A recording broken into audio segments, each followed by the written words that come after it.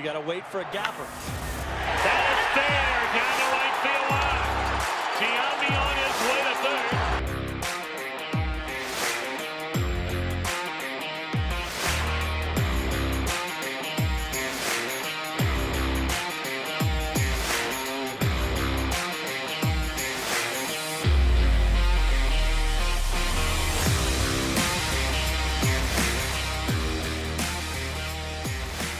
And they're going to wave him around.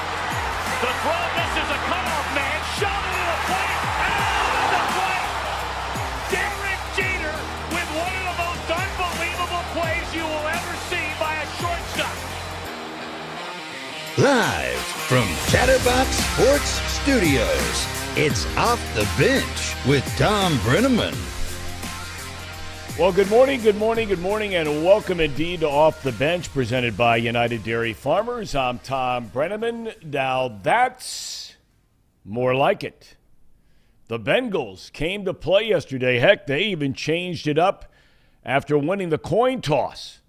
They took the football and would never relinquish the lead en route to their first victory of the season. A 27-12 decision over the New York Jets. Was it perfect? Absolutely not. They couldn't run the ball until about the fourth quarter. That drive with Samaje Perine. Not so sure what to think about that. The 4th and 1 call late in the third quarter. They burned the timeout, then try to run Jamar Chase to the short side of the field. That was stopped. Don't get it. But for a team that looked hapless the first 2 weeks of the season, especially on offense, a win is a win, period.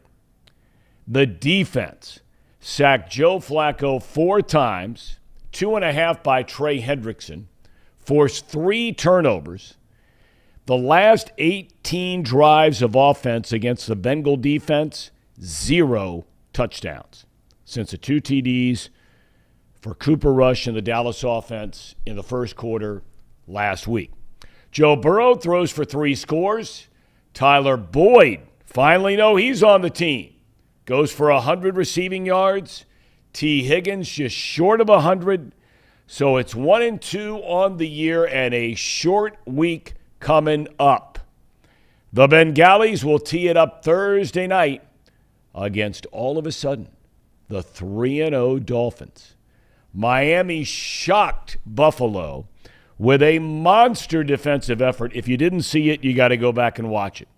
Buffalo has the ball in the fourth quarter, 1st and goal from the 1-yard line. Cannot punch it in. Turn it over on downs. And by the way, did you see the video? Do we have this, Casey? Yes, we do. We do have it. Of Tua. This is disturbing if you didn't see this. Take a look. So he goes down after this big hit, right? His head slams to the ground. Now watch what happens afterwards.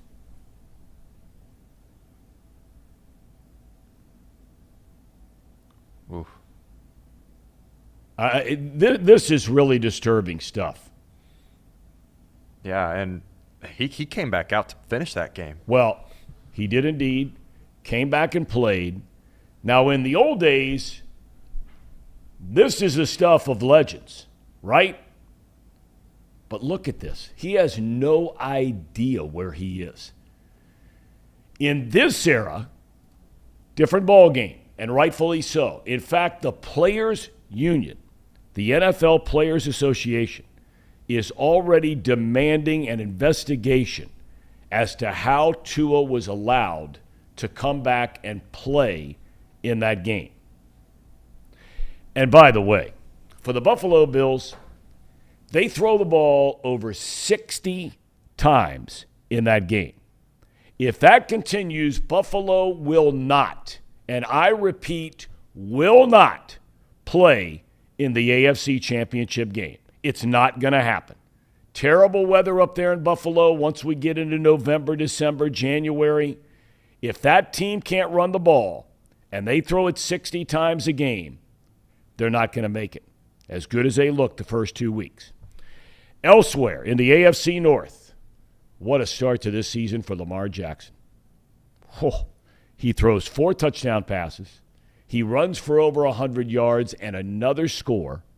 The Ravens are now 2-1 after they come away with a big road win in New England last week. What is going on in Kansas City or with Kansas City? Now, I know the Colts are not bad, right? I think they're 1-1-1. But they're not the Chiefs.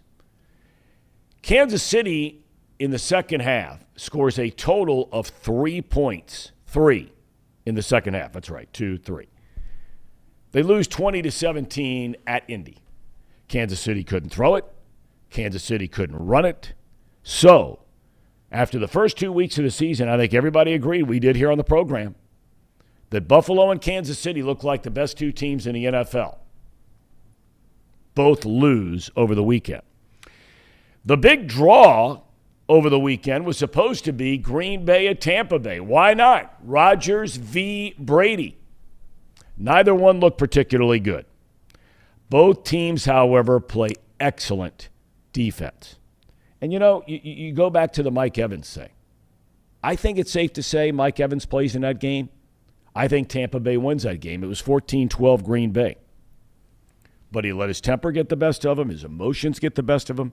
He cheap shots Marshawn Lattimore, gets suspended for a game, and his team loses. Oh, and by the way, Tampa Bay next week, after playing Green Bay yesterday, Tampa Bay next week plays Kansas City. And finally, how about surprise 2-1 teams so far? Jacksonville and Chicago. The Jaguars just maul the overrated Chargers. We said on this program at the start of the year, the Chargers and the Broncos were the 2 most overrated teams in the NFL. Now, I know Herbert's playing hurt, and I give the kid all the credit in the world. He's got a broken rib. He looked like it. Meanwhile, Chicago loses David Montgomery, who through the first 2 weeks, looked like one of the best running backs in the NFL, kid out of Mount Healthy High School. He goes down, and they bring in some cat that runs a total of 281 yards. The Bears rush on the ground, and the Bears beat Houston. All right, on to college football. UC hammers Indiana, sold out Nippert Stadium. Really an uneven game for the Bearcats. I think we all agree. But I would argue it might prove how good UC just might be. I can't believe they're not ranked in the top 25. I just can't believe it. But they will be soon. And I don't know about you, but I don't see them losing again this year. So look out for the Bearcats. Ohio State, mercy, is starting to look like a serious national championship title contender. The Mighty Buckeyes destroyed Wisconsin and Columbus on Saturday night. Back-to-back games now. Heisman hopeful C.J. Stroud throws 5 touchdown passes. Travion Henderson and the kid out of Winton Woods, Mayan Williams, both go for over 100 yards rushing. The Buckeyes are 4-0. Rutgers up next. Kentucky remains undefeated, but it was not pretty, and it wasn't easy. A 31-23 win over Northern Illinois. But Kentucky moves up to number 7 in the rankings. They go on the road against Ole Miss this coming weekend. That is a big-time SEC game. We brought up last week about how there were certain programs for guys my age, right? And actually a little younger than me. That there was a time where there were programs like Nebraska, Florida State, Miami of Florida, Texas, that were national title contenders every single year. Those days are long gone. Because once mighty Miami of Florida loses this past weekend to Middle Tennessee State University. God bless Middle Tennessee State University. But are you kidding me? The Texas Longhorns lose to Texas Tech. Now, in fairness to the Longhorns, I still believe if Quinn Ewers was not cheap-shotted there in the first game of the year when he was carving up Alabama, if he stays in that game, I think it's safe to say Texas wins that game and they don't lose to Texas Tech. Instead, they're 2-2. Quickly on baseball, the Reds lose 3 of 4 over the weekend to the Brewers. They have 9 games left. They play the Pirates in 3 starting tonight. Then a really weird deal. They play the Cubs 6 times, 3 on the road, and then 3 at here to wrap up the season. The Reds have to win 3 games to avoid a 100-loss season. And finally, the Rains came last night. Aaron Judge is still sitting on 60 home runs. He's one shy from tying Roger Maris' American League home run record of 61. And congratulations to the great Albert Pujols.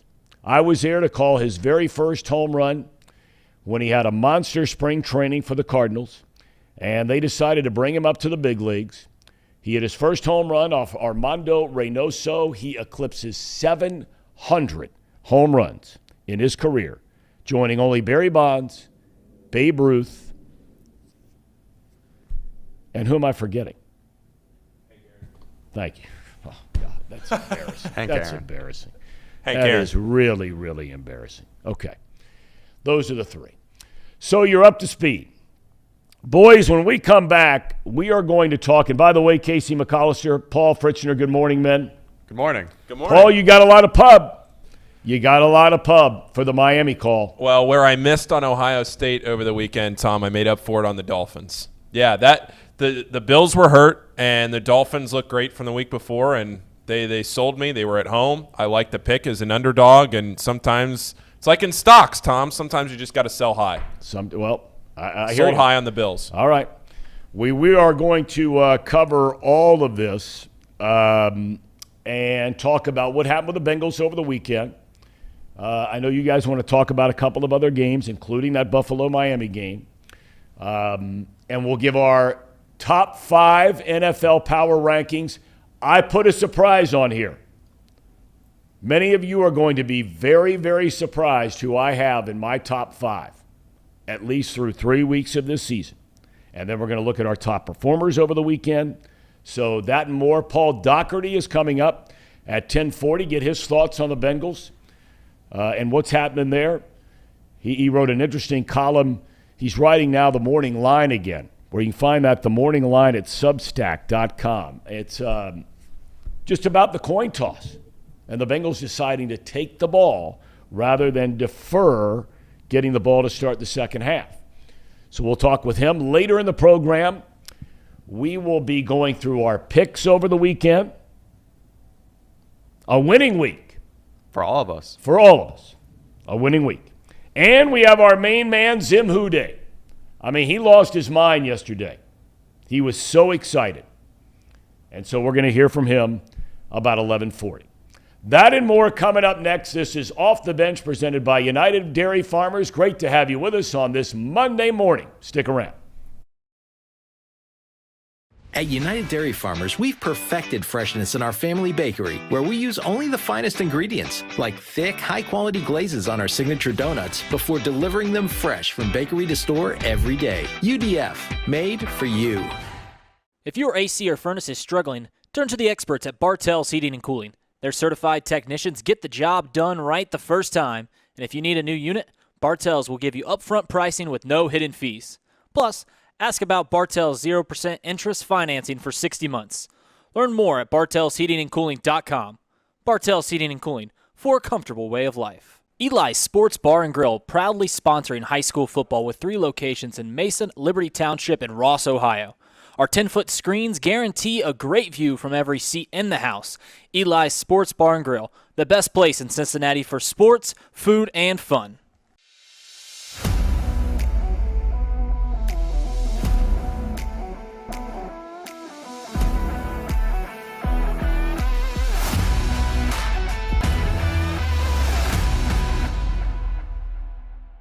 Where can you turn when you're in pain? Turn where more high school, college, and pro athletes turn. Where your neighbors and weekend warriors turn. Turn to Beacon Orthopedics and Sports Medicine and get superior care on your schedule. That's the Beacon difference. Check out our fresh arrivals at Jake Sweeney Used Cars. Over 250 used vehicles weekly. All makes, all models. From economy to luxury, Jake Sweeney, the original used car superstore.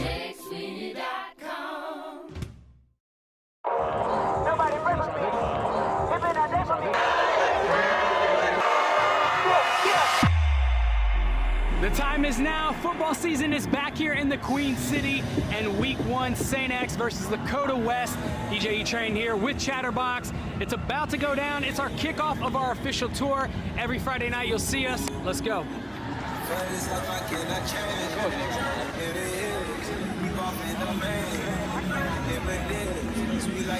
3, 1, 2, 3. Let's go.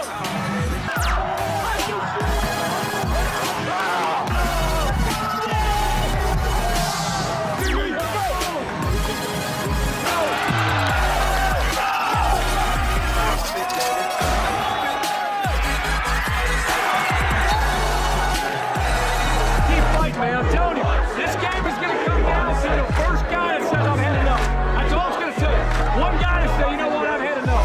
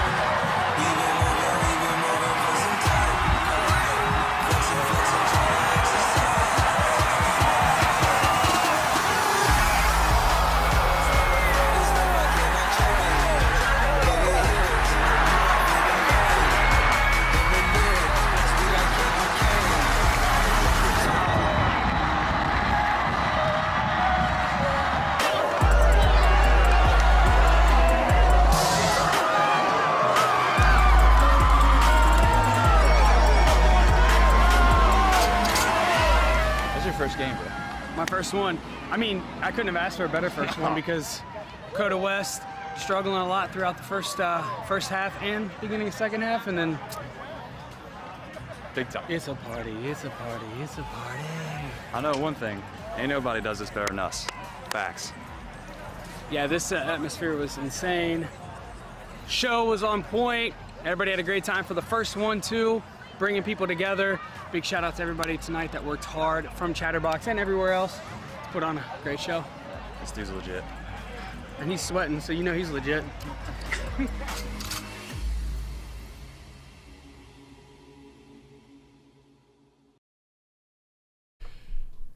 All right, welcome back to Off the Bench, presented by United Dairy Farmers. Fellas, let's get right to it. Casey McAllister, Paul Frischner.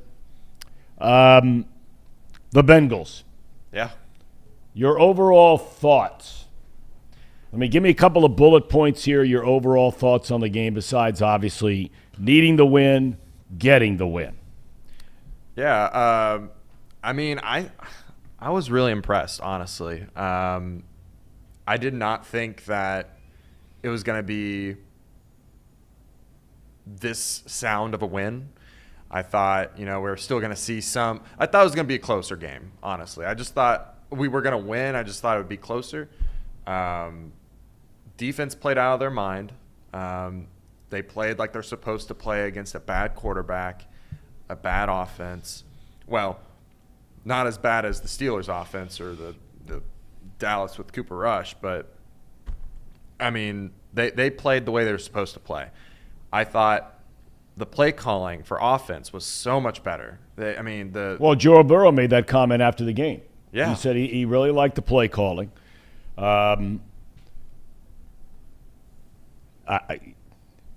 Please continue. Yeah, so I was just really impressed that they got all their guys involved early, and it wasn't cited to one person. Yep. Like Chase wasn't featured. Yep. Everyone was featured. Yep. I also have another thing to say about Tyler Boyd. Man, he grinds, man. There was a few catches where he just caught it, and he's just fighting for extra yards. He's Guy's a twisting gamer. and pull, and that's why we got that one touchdown from him. He just bounced off the guy, took it to the house, And we've seen it before. We've seen him do it last year against the Steelers. I don't know why we can't find him more often, because I feel like he just tears up the middle of the field. There's no doubt about it. I mean, I think he's one of the top 15 to 20 receivers in the league, and he's got 2 guys on his team that might be better than him. Chase for sure is. Higgins puts up more numbers, but I think if Boyd was more featured in your offense, like you're talking about, I think that he could put up numbers where he's getting 1,000, 1,100, 1,200 receiving yards a year. Guy's tough. Yeah. Paul, your thoughts?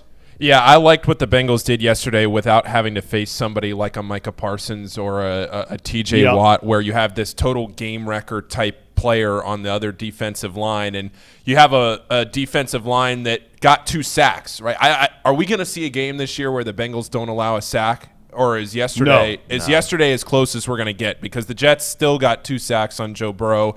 Neither one of them really all that important in the grand scheme of things for the game. But the other thing I would say is the one touchdown that Joe threw to Jamar Chase I really liked, because even as the pressure was coming to him and the pocket was collapsing, he still stayed through his progressions of his routes.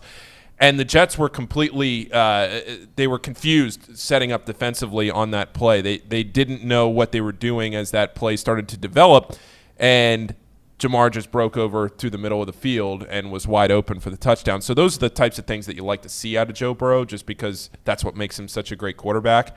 I liked overall what I thought. I never really thought the game was in doubt. There was one point in maybe like the end of the third quarter where the Bengals had to punt and the Jets sort of had a little momentum, and you're thinking to yourself, okay, let's calm things down here. But it was never really in doubt. As soon as the Bengals scored that first touchdown, it was never really in doubt. This was a game a lot of people expected the Bengals to win by double digits, and they did. And I think that's the most important thing, is that they didn't just yes, a win by 1 is the same as a win by 30.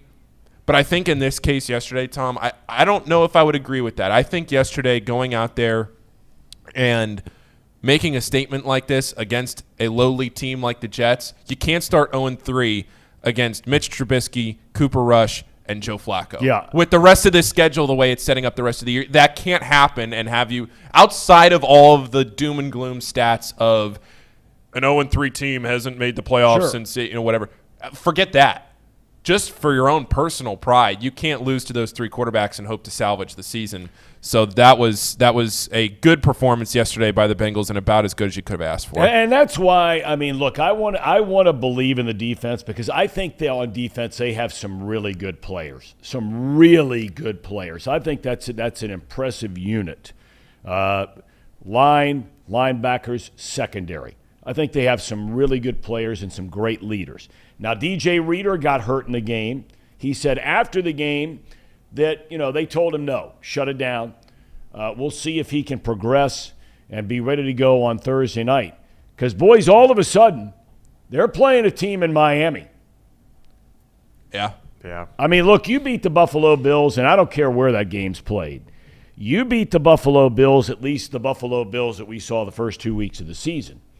And they have every right in the world to be excited about Miami and the way they're playing down there. Look, the comeback, and Tua throws his 6 touchdowns in that week before when they rallied to beat Baltimore. Everybody's talking about that. But I keep hearing more and more people talk about how good this Miami defense is. Yeah, I mean, they held them up at the 1-yard line. Go ahead. Yeah, no, I was just going to say I thought that Miami's defense played well yesterday. I thought just the way that the game ended, that they were still able to hold Buffalo at the very end of the game, because that was a situation where you have the butt punt and you think to yourself, okay, everything's going wrong, and somehow in the end a good team finds a way to win, just like Buffalo. You find a way at the end of the game to get it done and salvage a win from that game. But when it mattered, Buffalo did hurt themselves with that penalty right at the end, right when they were on the cusp of field goal position. They were right there. They were probably 2-3 yards away from that imaginary target line that CBS had put on the field, and they just, I think it was a hold. I think it was a hold on the tackle or the guard, and backed them up 10 yards, and they couldn't get back from that. Because if you think about it, the throw that Josh Allen completed over the middle of the field on that next play, that would have put him well within field goal range. And now, granted, they still didn't get up to the line and spike it in time, but that holding penalty right there at the end was, I don't want to say what cost them the game, but it's what cost them a good opportunity, because you probably don't call the same play. If you don't have that holding penalty, you might call something more toward the sideline. Yeah. It changes the whole dynamic of what you're going to do on that next play. Well, look, I made the comment a moment ago, and I stand by it. And look, I know there are some of you out there that could find the outlier of this to be true. I know there are games like this in the history of the league, but I would challenge anybody to find me a team that's throwing the ball 50, 60 times a game and winning games regularly in the NFL. And I can't believe that's the identity of the Buffalo Bills. I mean, I find it very hard to believe that's who Sean McDermott wants them to be. He is a rugged, tough, former wrestler, William and Mary, I think it was, defensive guy, coordinator in Philly. I mean, he is a smash-mouth football kind of guy. Now, you got to play to your strengths and your players and their talents. But Buffalo has to be able to run the football. You throw it 63 times, I don't care what Allen's numbers were. And by the way, it's interesting to note, we're going to have our top 5 performers on this week here in a minute. But when I'm sitting down to decide who's going on that list on Sunday night after all the games are in, the thing I always find so interesting, and this happens virtually every single week, of the top 5 or 7 quarterback numbers, just numbers, okay? Yards, touchdowns, all this kind of thing. More times than not, and in this week's case of the top 5, 4 of the 5 with the best numbers lost the game. Lost the game. And that will be true, I guarantee you, if you watch it every single week. ESPN has a little thing on ESPN.com where under NFL there's a little icon stats. So if you hit that stats and it scrolls down, it'll give you the season leaders in the NFL. But then if you go to weekly leaders in the NFL, and it'll pull up the top 5 quarterbacks, top 5 running backs, top 5 wide receivers on any given week. 4 of the 5 this week lose. Okay. So gut reaction, Tom. Gut reaction after watching the Dolphins and the Bengals yesterday. It's Monday morning. Who wins on Thursday? I don't know yet. I got to see about guys like Reeder.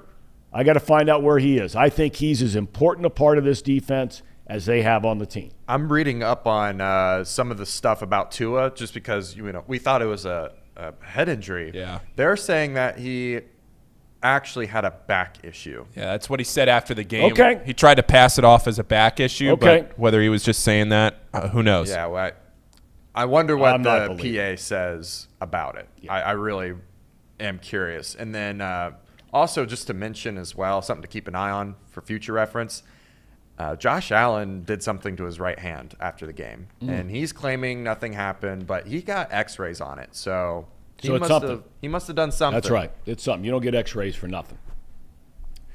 What was the last NFL game we decided? Oh, we were going to discuss it. Look, the team, very few people talking about. They're one of 3 teams left in the league undefeated. The other plays their 3rd game tonight, one of the others, in the New York Football Giants, taking on the Dallas Cowboys tonight. That's in New York, in the Meadowlands of Jersey, technically. The Philadelphia Eagles. Yeah. Yeah, they are looking. They are. Are we ready to say that they're a contending team? Because I am. Well, when I look at the NFC, I want somebody to tell me, is there somebody that you look at? Green Bay looks beatable. They've already lost a game. Yeah. Tampa Bay looks more than beatable. Both of those defenses are excellent. Well, that was your given Aaron Rodgers Week 1 loss, though.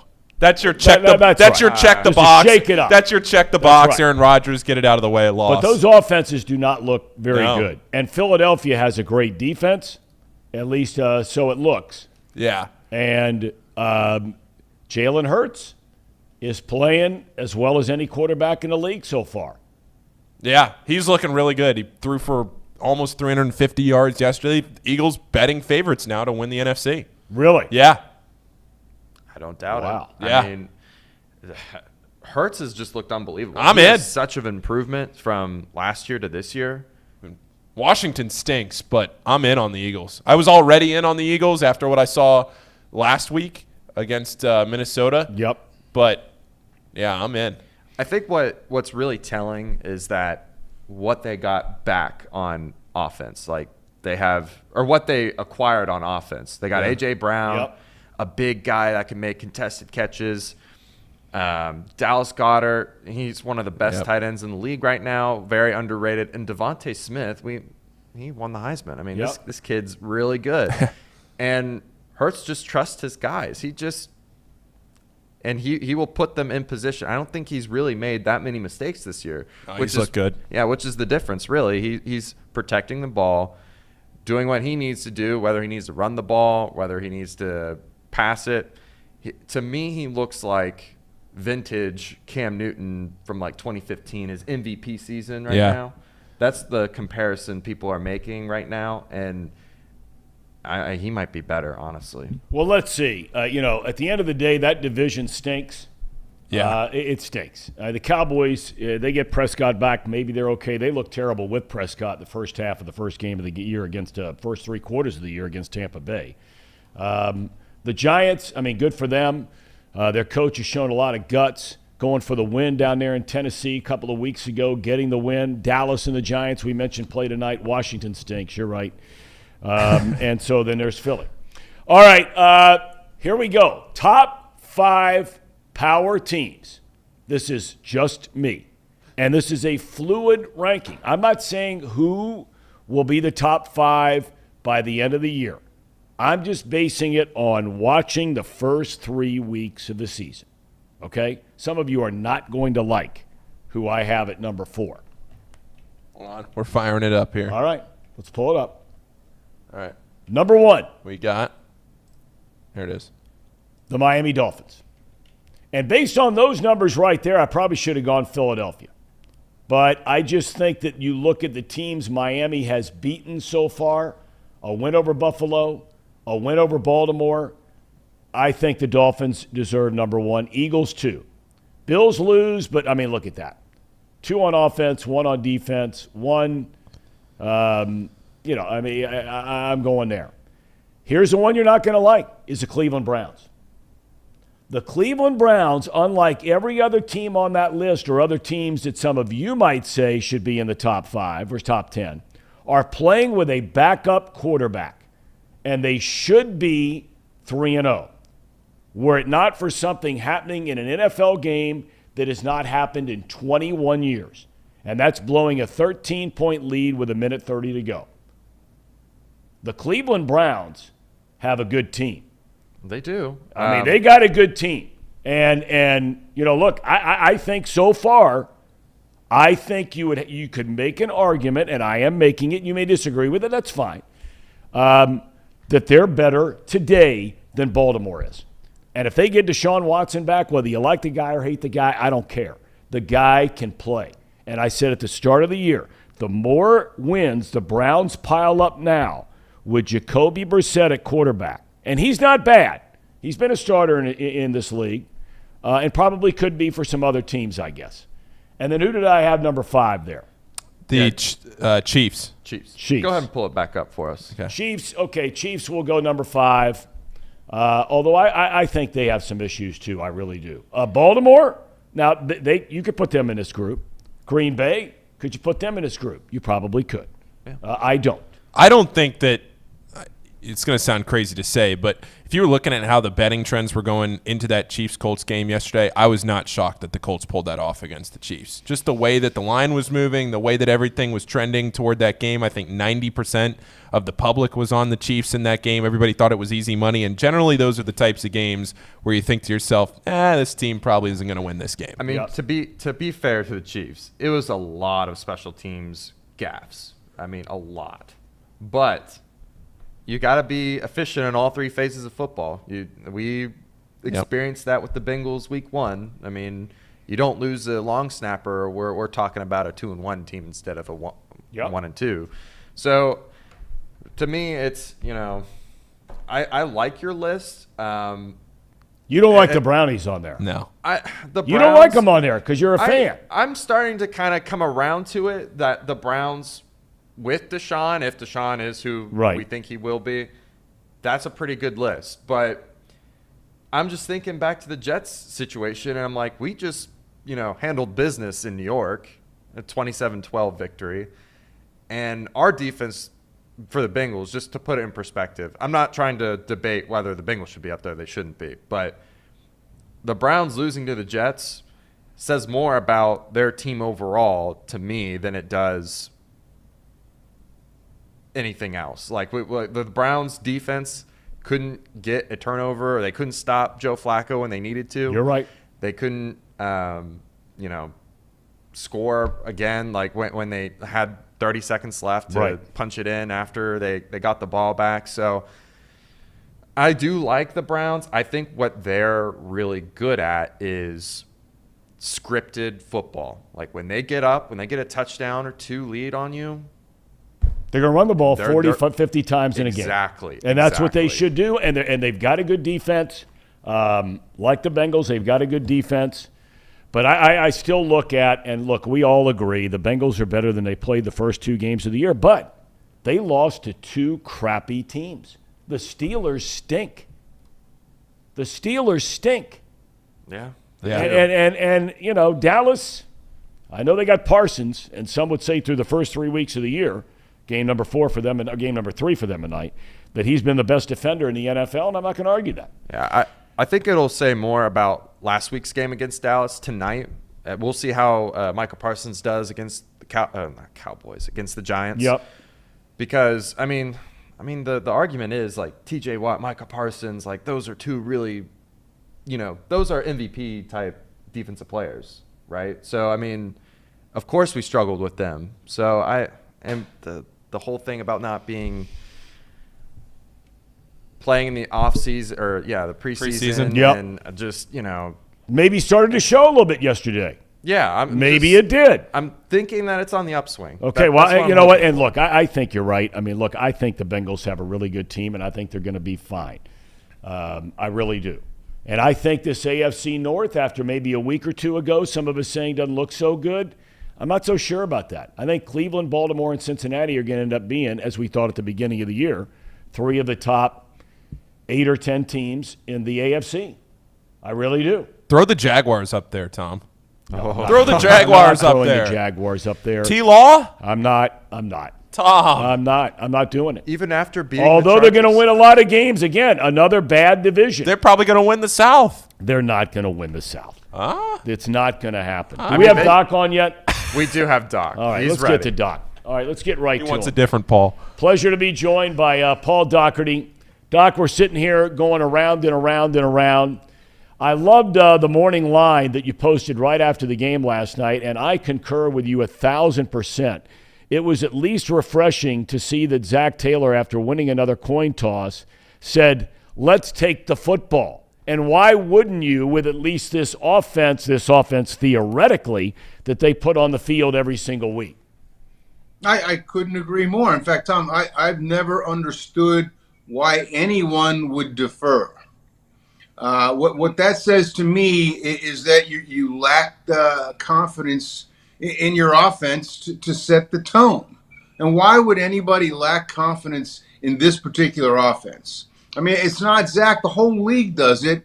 And I've argued the defer thing the same way I've argued forever, that why is 4th down automatically a punt down? Now, the NFL, maybe 4 years ago, started coming around on that, agreeing with me and others that, don't waste 4th down. God and Vince Lombardi gave you 4 downs to make another 4 downs. Use all 4 of them, right? But the thing with deferring and the logic that, we get the ball to start the second half. Well, so what?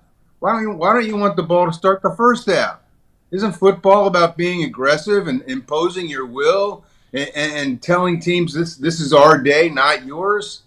You don't do that by deferring. So, yeah, good for Zach, and I hope that they do that the rest of the year. There's no reason for them not to do that the rest of the year. After I read the morning line, and you can find it at Substack.com, after I read it yesterday, I meant to sit down and look up a stat, because for years and years and years, and I'm sure it still holds true today, the team that scores first in baseball, I think, won at roughly about 66 to 67% of the time. I don't know what that number is, Doc. Maybe you do in football, but I'm with you.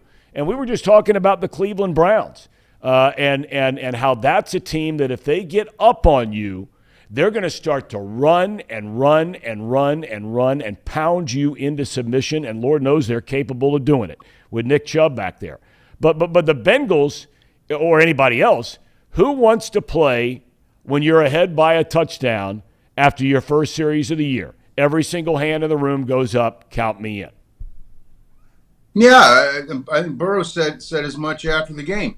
That's how we want to play. When you're ahead by 7 instead of behind by 7, it opens up the playbook to a certain extent. You can do just about anything you want. When you get behind and teams know you got to pass, they can defend against that. I think more than anything, though, Tom, I don't know anything about the numbers in terms of success if you score first. It set the tone. It sent the message that needed sending, which is we're not going to wait around and hope good things are going to happen. We're going to make them happen. I think Burrow on that first drive was 8 for 10. He threw 10 passes on the first drive. And that was obviously with the intent of getting some confidence back, getting back to who they were in the second half of last year. And, it worked out exactly the way it should have. It was interesting. I think when they scored their second touchdown, I was in the car, and I thought I heard Dave Lapham or Dan Horde make the comment that as high-powered as this offense is, I think they said yesterday it was the first time in their last 7 or 8 games, going back to last season, of course, where the Bengals offense scored more than 2 touchdowns in a game. That march through the playoffs last year largely was due to playing great defense and Evan McPherson. So maybe on multiple levels, this had something to do with Zach Taylor and Joe Burrow and everybody else coming out and saying, listen, we got to start being the offense we should be. I thought it was great. I'm sure you would concur. That they've not forgotten that Tyler Boyd is on this team. This guy's a player, Tyler Boyd. I always love this guy. He never complains about not getting the ball and why are they always throwing to Chase and Higgins and all that kind of thing. They might have to let him walk out the door, but, boy, he is a really good player for this team. Well, he opens up a lot of the deep stuff for the other 2 guys. The fact that you got to account for him in the slot, coming across the middle, short and intermediate routes, means you got one less guy to look after T. Higgins and Jamar Chase. I think the biggest takeaway from yesterday, Tom, is let Joe be Joe. Let Burrow, whatever Burrow wants, give it to him. And he wanted the coin flip thing and take the ball, and they did it, and it worked. And he came out firing. You get him going early, you get that rhythm established, the confidence, and everything flows from there. Getting ahead early on the Jets yesterday allowed them to go after Joe Flacco, who I think sometime next week will be filing for Medicare. I mean, I don't think the NFL has ever had a 107-year-old quarterback before. But nevertheless, getting ahead on them helps the defense, as we saw. So let Joe be Joe. Let the offense do what it needs to do. And along the way, try to find yourselves some semblance of a running game. What are your thoughts initially, Doc, on this Miami game coming up? Dolphins 3-0. They rallied in spectacular fashion to stun Baltimore 2 weeks ago. Buffalo looked like the best team on the planet through the first 2 games of the year. Everybody picked to go to the Super Bowl, and yet they really, really stood up, especially on defense against Josh Allen and the Bills. This all of a sudden, I'm not so sure everybody thought about it when the season started, but this all of a sudden has the makings of a really good game Thursday night here in Cincinnati. Yeah, that's one reason it's silly but fun to look at the schedule when it comes out and try to pick the number of wins, the record. And when the schedule came out, nobody was thinking that the Dolphins were going to be 3-0. I think the biggest thing about this game, Tom, something that should play into the Bengals' hands. Miami is coming off an emotional game in which they had to defend 90 plays in 90-degree heat. And now they've got 4 days to get ready. And Tua looked a little shaky physically, as everybody saw, whether it was his back or his head or whatever. He was not in the greatest of shape. And actually, he's been a gamer and he's been good, and they've won all three. He's not Joe Burrow. He's not quite as good as he's not quite in that league. So I think the Bengals are catching the Dolphins at a really good time, especially on a Thursday night. You're a guy that is written about from time to time through the years, and this really bothered me over the weekend. And that is some of the shots we're seeing to players in the head area. The T. Higgins hit yesterday was as brutal a hit as I have seen in a long time. It was straight out, full momentum, 190, 200-pound defensive back, chiseled out of stone, running as fast as he can, lowers his helmet, pow, right into the helmet, splits open Higgins' lip. He was able to come back and play in the game. But the Tua thing, I know they're saying it's a back thing. Look, I'm not going to accuse anybody of lying, but I have a hard time understand how officials are missing a lot of this stuff. And I know they're out there doing the best they can, and they're 50 and 60-year-old men, 40-year-old men trying to keep up with 20-something-year-old men in a very fast, violent game. But, man, some of these hits and calls, Doc, they're missing. There's a risk of some serious, serious injury in this sport right now, the speed at which they're playing. Well, I think one problem is, Tom, that a lot of those calls are subjective. You know what I mean? They're not obvious, like a hold or a block in the back or offside penalty or delay of game. Those are obvious, kind of cut and dried things. The guys go after each other, like you say, so fast. They're so quick. I mean, you could argue the other side of what you're saying, Tom, is that, well, that guy just couldn't stop himself. What is he supposed to do? He's chasing the guy, his momentum carries him into him, and at the last second, the guy ducks his head. And what are you supposed to do? Your head as a tackler is not aimed toward his head as a ball carrier, but he ducks his head in a millisecond, and he makes contact with your helmet, and you get the penalty. I see that side of it too. I don't know what they can do about this, Tom. You can't make. I don't know that you can make the helmet any better. I don't know that you can make the game any safer. And you're right, the guys get bigger, faster, stronger every year. The hits are more violent every year. We're seeing it more in college than we ever did before. Guys getting carted off, guys getting concussed. It's sort of like NASCAR, right? You cannot make the sport completely safe just with gadgets, with new inventions. The hardest helmet, the best helmet in the world is not going to protect you in football if you get knocked, head on at 100 miles an hour by a guy who wants to take your head off. So I it's a problem, and I don't know what they do about it, to tell you the truth.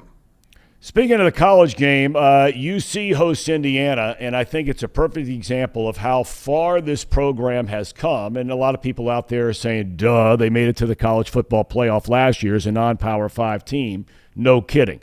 But to play a Big Ten team, and I don't think Indiana's necessarily very good, but they do have a lot of good players. They recruit relatively well. They had not lost a game this year. UC was not even on top of its game, so to speak, in many facets of the game, and yet it's a 21-point win. I'm not so sure UC loses again this year.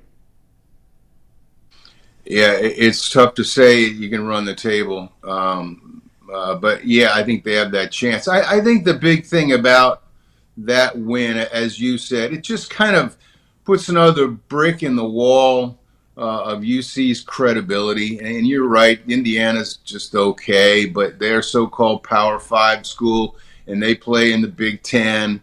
And UC handled them last year and handled them more easily this year. And I think that's a feather in the cap. Another, like I said, another brick in the wall for UC credibility-wise, heading into a so-called Power 5 conference. Another thing I think it did fairly effectively was end any mention of any quarterback controversy. Yep. I don't think there's anybody out there today saying that Evan Prater should be starting ahead of Ben Bryant. I think Prater can still work for them as a situational guy when the time demands it, but Ben Bryant's the guy going forward, and it's never really healthy when you got so-called controversy at quarterback, and I think that's pretty much over now. Last thing I mentioned a moment ago, and that is, for guys our age, and this is continuing in the vein of college football. Now, I know Florida State is off to a 4-0 start this year.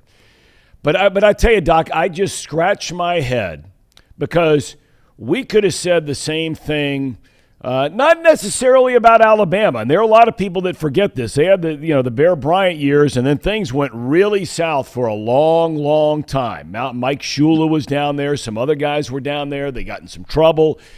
Gene Stallings, I think, was down there for a long, long time. But over the last 15 years, Alabama's been Alabama.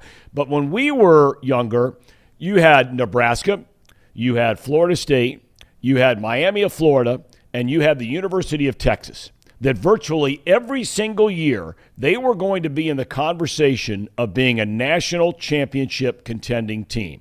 And here over the weekend, you have Miami of Florida that loses to Middle Tennessee State University. I just can't believe how some of these programs, especially Nebraska and Florida State, and Miami to a little bit lesser extent, I just can't believe how far they have fallen. I can't disagree with you, especially for a place like Miami, which really had it rolling for a while and had developed its own brand, for lack of a better term. You knew if you went to the U, what kind of experience you were in for, for better or worse. They were good time guys that like to have fun and beat the crap out of you on Saturdays. I remember Chad Johnson telling me way back in the day that Howard Schnellenberger built that team into a winner essentially by driving around the mostly African-American neighborhoods in Miami. Liberty City was where Chad was from, in a really nice fancy car, like in the middle of the week, and just talking to kids around there who played football. Hey, you ought to give us a try. You ought to give us a shot. And from that, the U, as we know it, was born. So I don't know whether they're not recruiting well. I don't know how you can't recruit well to a place like that. But you're right. It's been a while for Miami. They haven't been really good for as long as I can remember, Tom. And Nebraska, I don't know. I think Tom Osborne was Nebraska, and once Tom Osborne was no longer Nebraska, Nebraska ceased being Nebraska. Yeah, I mean, but it's just so hard to believe. I know Florida State's back in the rankings again. They're like 22nd, 23rd, 4-0, and have a big game coming up this weekend. So we'll see how that all plays out. But it's just, I just find it stunning that all of these schools have gone to 2, 3, 4, 5, if not more coaches over a 15, 20, 25-year time frame. They have all the money in the world, all of them, and yet, they can't replicate what's going on at places like Ohio State and Alabama and Georgia and some of these places, Clemson, year after year after year, just dominating college football. You know what else, Tom? The secret got out about Florida football early, mid-'80s.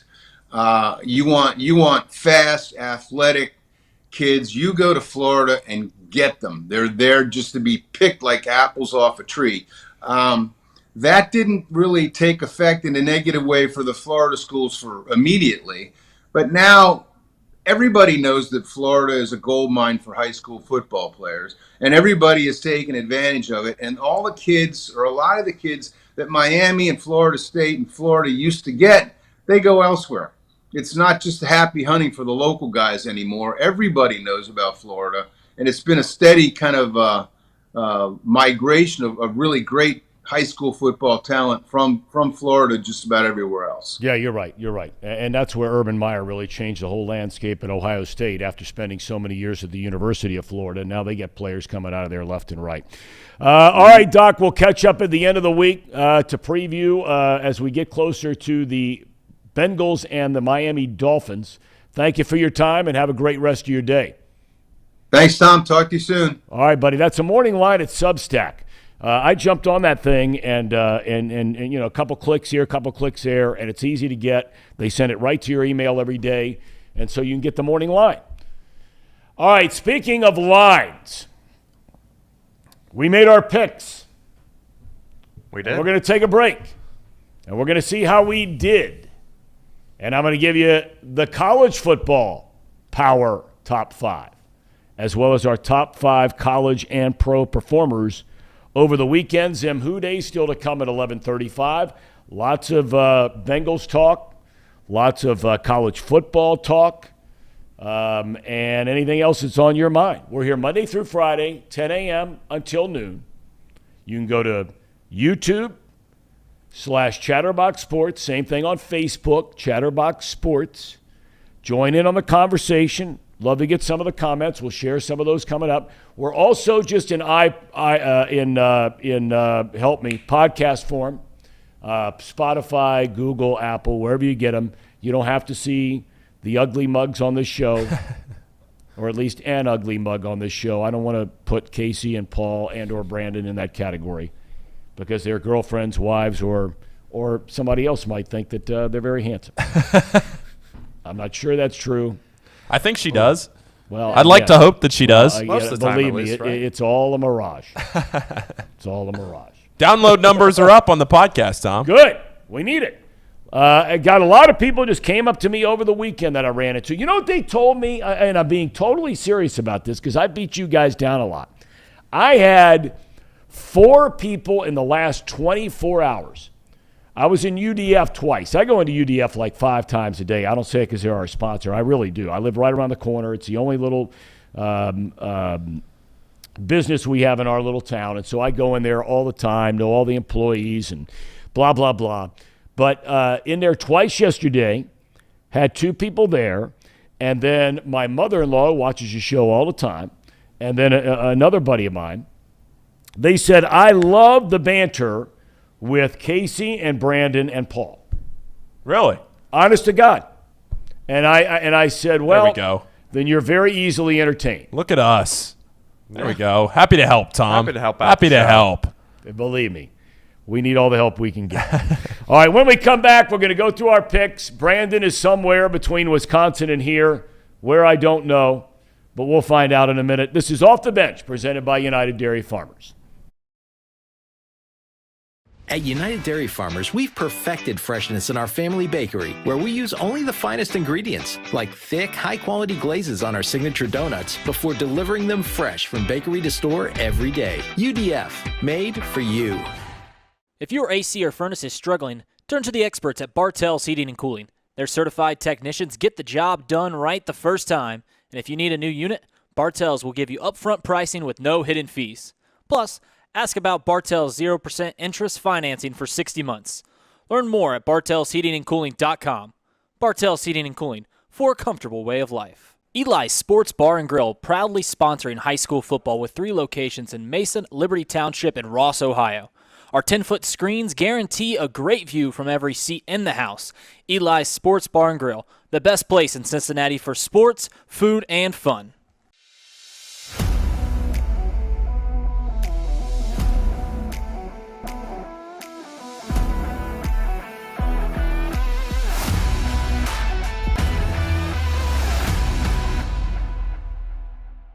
Where can you turn when you're in pain? Turn where more high school, college, and pro athletes turn. Where your neighbors and weekend warriors turn. Turn to Beacon Orthopedics and Sports Medicine and get superior care on your schedule. That's the Beacon difference.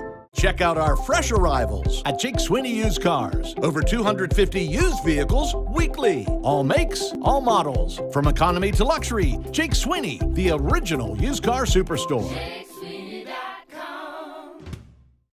I know one thing, ain't nobody does this better than us. Facts.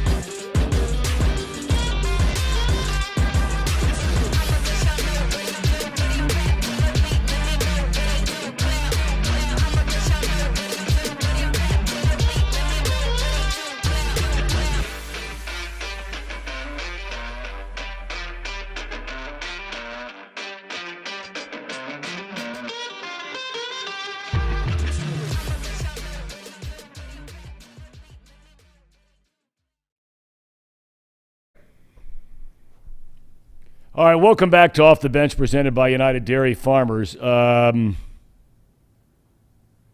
right, let's see. We have lots of folks watching right now. Let's see. Everett says, put money on the Bills prediction, Tom. I don't know what that means. They wouldn't go to the championship game throwing 60 times a game? Yeah, I think that's what he's saying. All right. Let's see. Dustin is with us every week. Says he's a little bit late today, busy at work, but now he's dialed in. Says he's a little bit worried about the Bengals running game. Mixon looks banged up, and the best running they did yesterday was without a doubt. Fourth quarter was Samaje Perine. Yeah, he was a no-nonsense runner. He just found the hole and popped it every time. I feel that. Okay. I agree with you, too. I think Perine's a nice addition to this team. Somebody's calling one of you guys a dork. Uh-oh. I don't know who that is. Who? I don't know. I would imagine. Hold on, let me check it out. AJ says, tell what your dork producer to stop yelling into the microphone. He might be talking about me. Come on. Okay. He could at least say the left or the right. All right, boys, let's get to it. We got Zim Who Dey coming up at 11:35.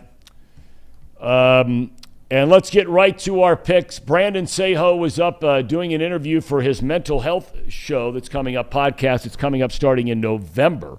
You drove all the way by yourself, Brandon, to Madison, Wisconsin, to visit with one of the great offensive linemen of all time in Browns history, and that is the great Joe Thomas. Are you back in town now?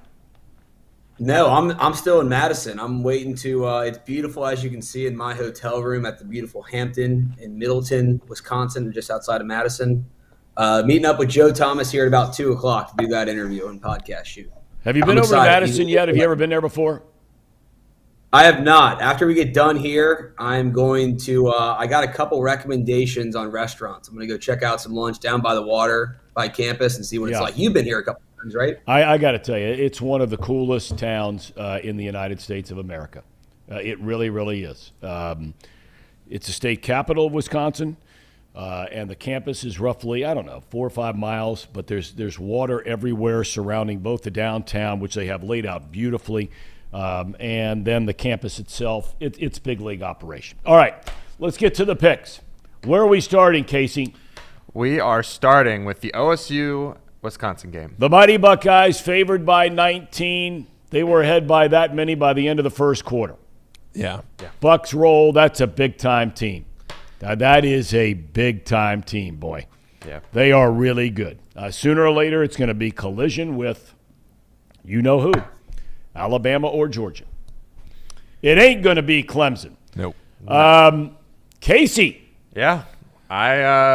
I just had a gut feeling with this one, and I barely squeaked by 6 points. So that was a great game to watch. And it was. Early on, I thought, ooh, this is getting a little shaky, but they blow for blow after that. After the first half of the first quarter, I was like, but Clemson lost. What were you like? Wait, what were you like? Clemson lost their running back early on, and I think that hurt them in this game. But Wake Forest, I think, is legit. Yeah. I did forget to update, obviously, their records there. So all right. Excuse me for that. But it's okay. Wake Forest is 3-1. Yeah. Clemson goes to 4-0. And we'll get to them in our power rankings here in a minute. Next up, we all go with the Florida Gators. And that was a bad mistake, boys. Well, they covered. I'm sorry. I was thinking win-loss. You're right. We're all good there. They had a chance to win it. Tennessee has got a good team. Hendon Hooker's the real deal. Yeah. He's good. What? Oh, okay. You don't like Tennessee?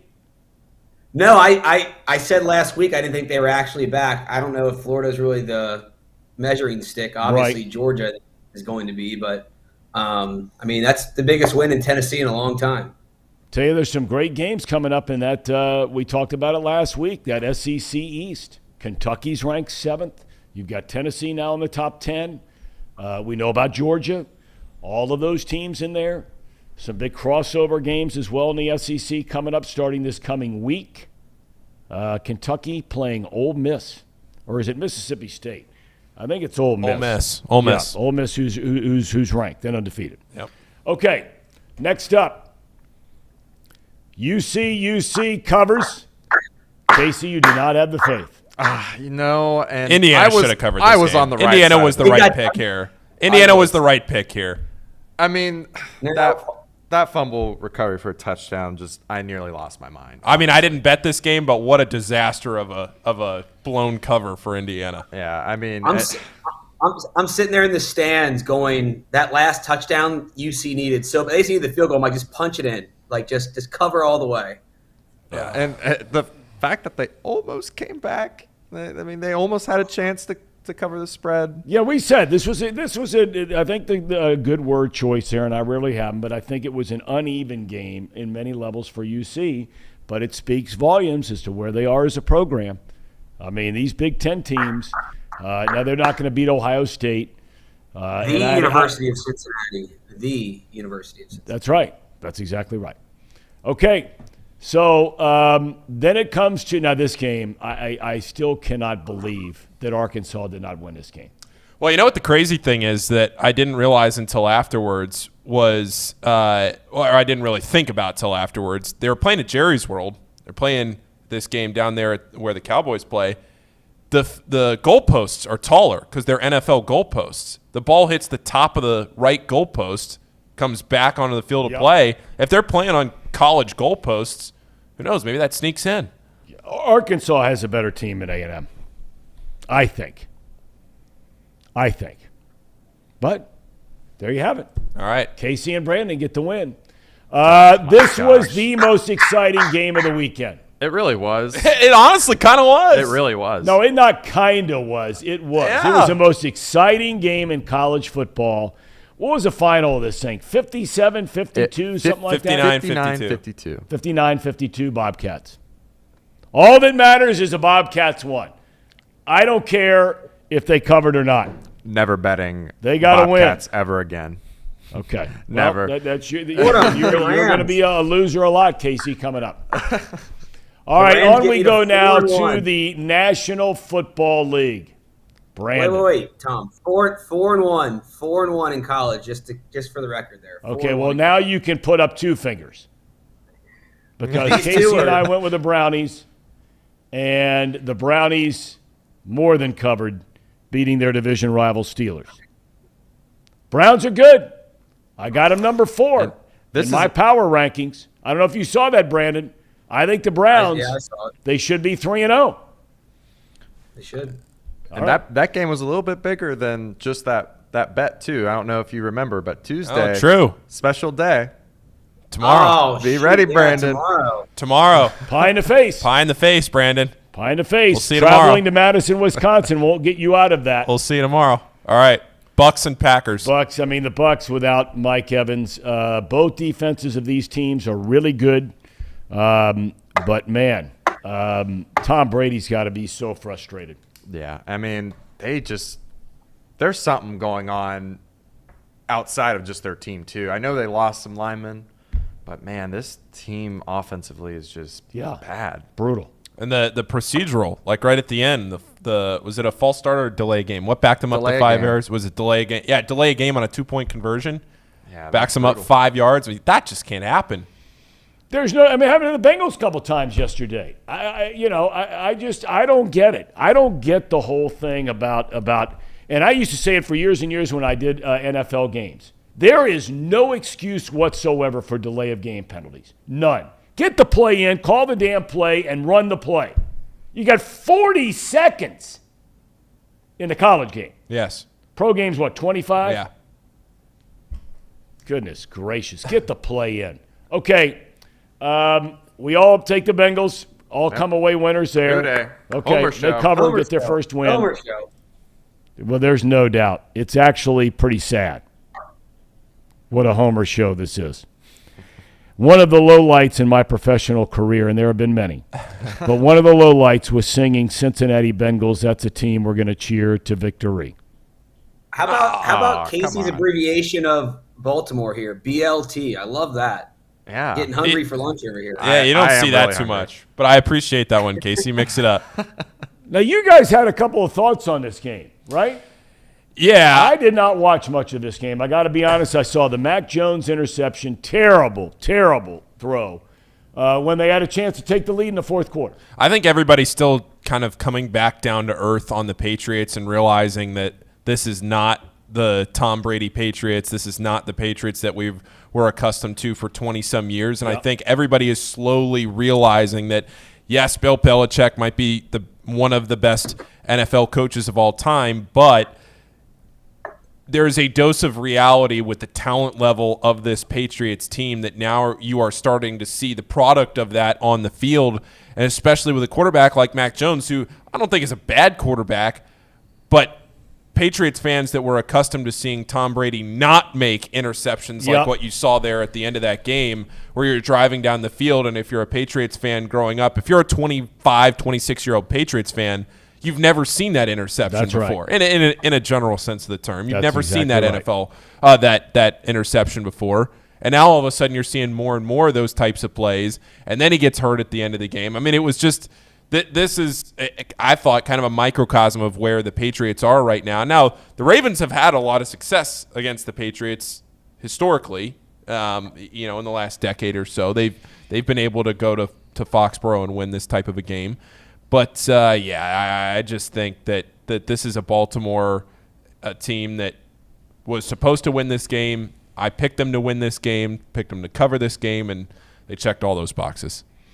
By the way, it should be noted, I don't mean to cut you off there, Brandon, but when I did not mention, and I thank our good friend Sean Spurlock for reminding me that not only did Mike Evans not play for Tampa Bay, Chris Godwin and Julio Jones did not play for Tampa Bay.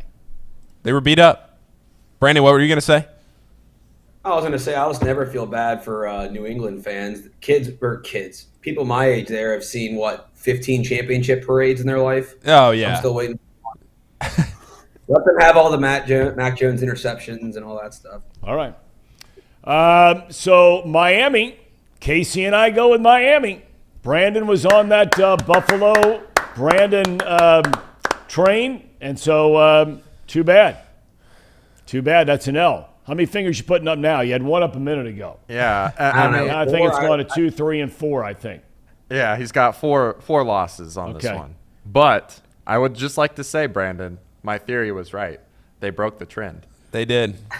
They finally beat a quarterback. So much. Why don't you try to explain it again for anyone that doesn't know what this is? Casey No, this is a 2-hour show. This is a 2-hour show. We can't do that. They beat it. Does this have to do with a family member? By the way, I didn't ask you. You told me as I was leaving the other day that you bought your father-in-law a new tumbler. I did. Oh, yeah. The one after you lost. And I got video of it. He poured it. He crescened the tumbler mug. What did he put in there?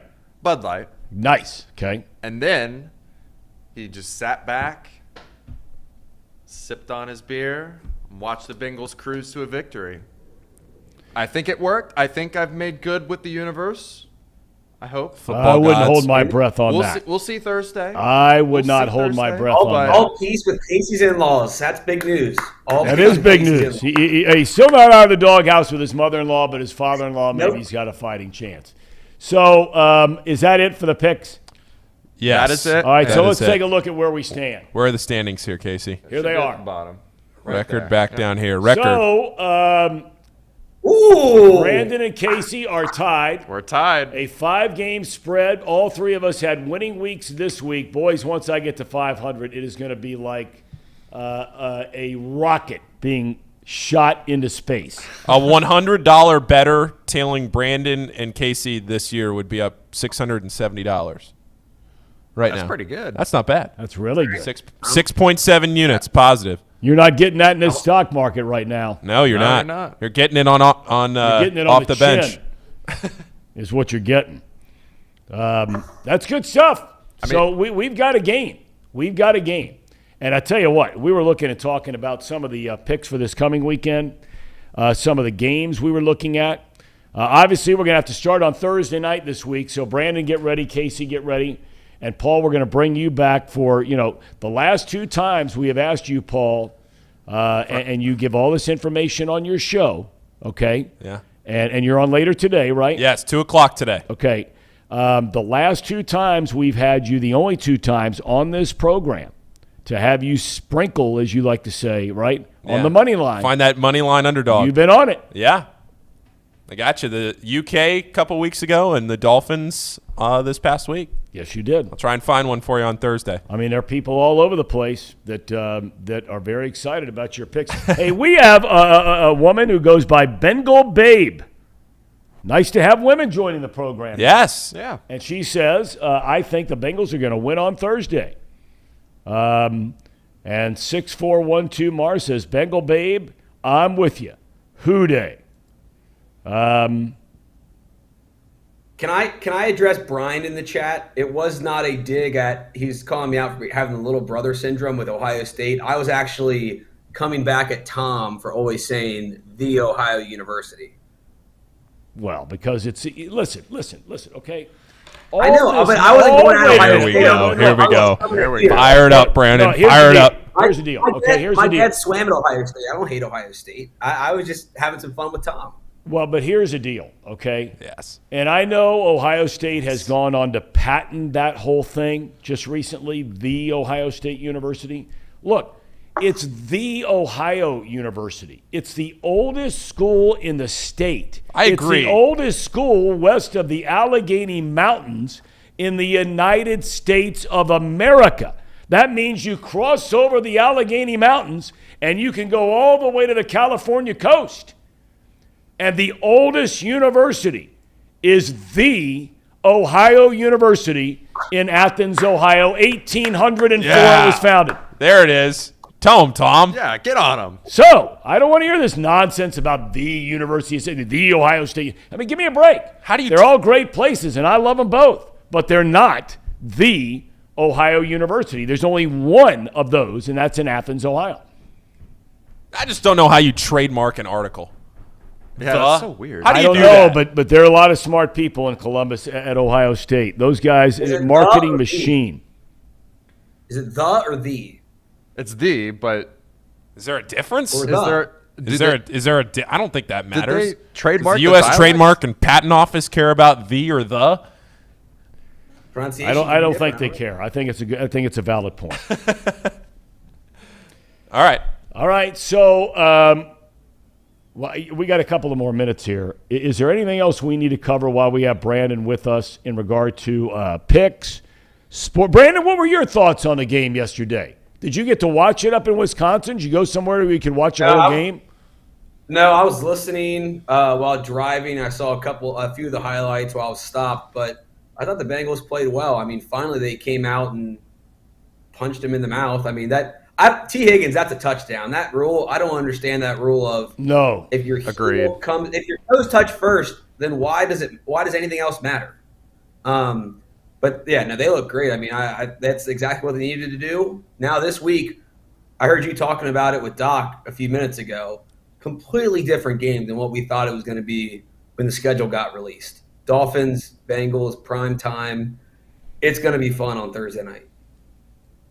I agree with him.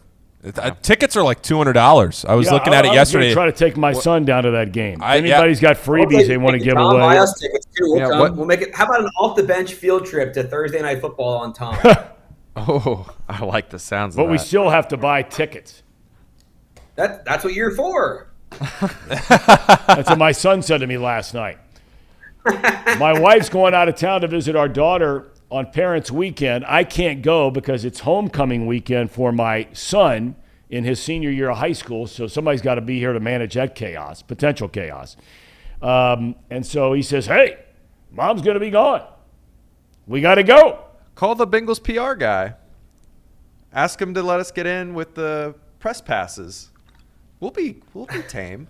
How did that go from my son and me to us? I mean, you can bring him along. I don't know.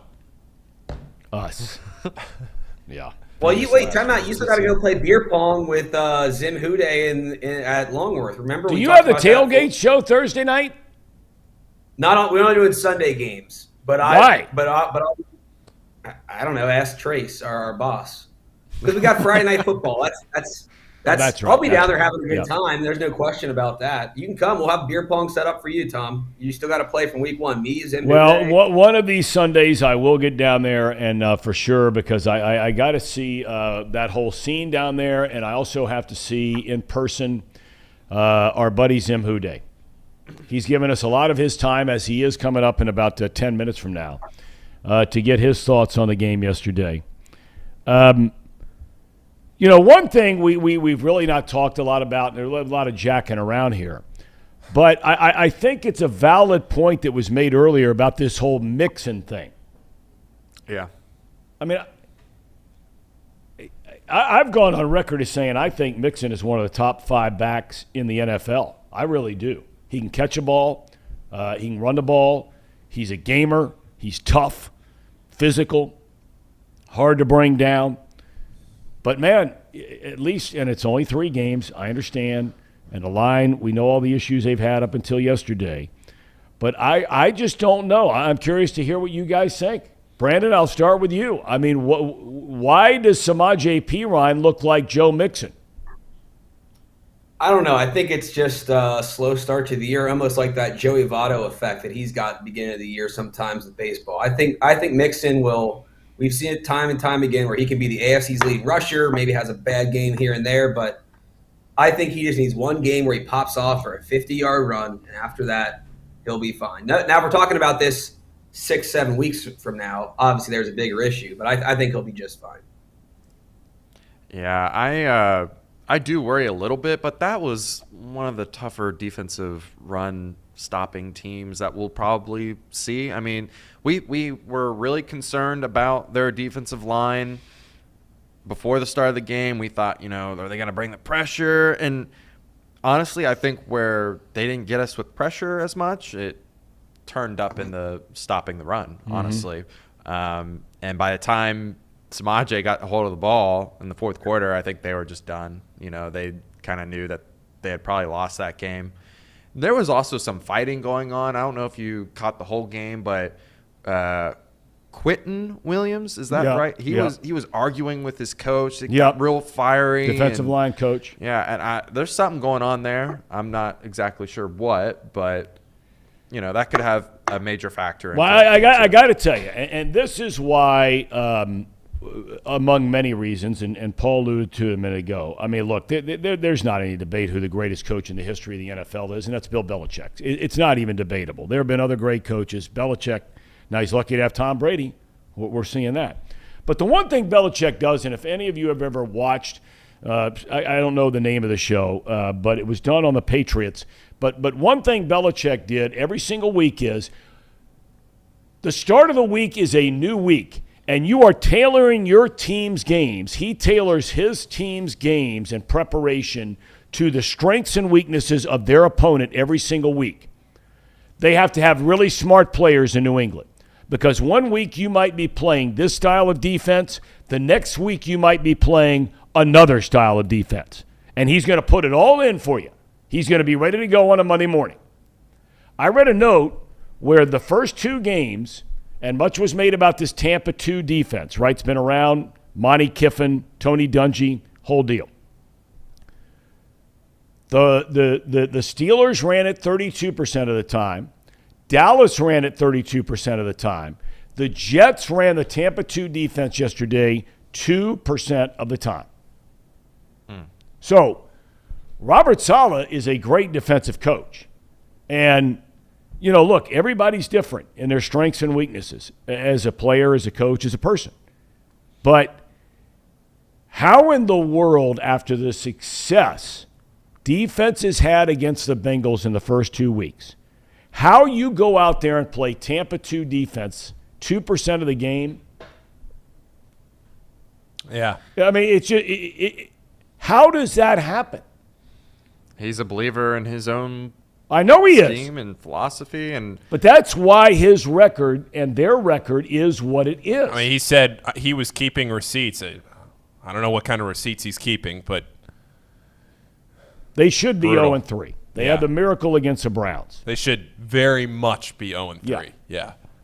I don't know. I just Can we talk for a second, Tom, just from your broadcast history? Can we talk for a second about what happened to the audio feed with Ian Eagle and Charles Davis? Did you see that?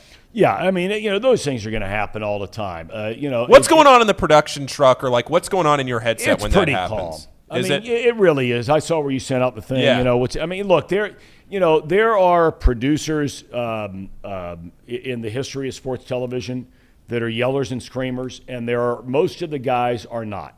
In fact, the guy who's been the number one producer on the number one team, Buck and Aikman, for years and years for Fox is a guy named Richie Zions. He's one of the most soft-spoken, quiet guys. There's nothing you can do.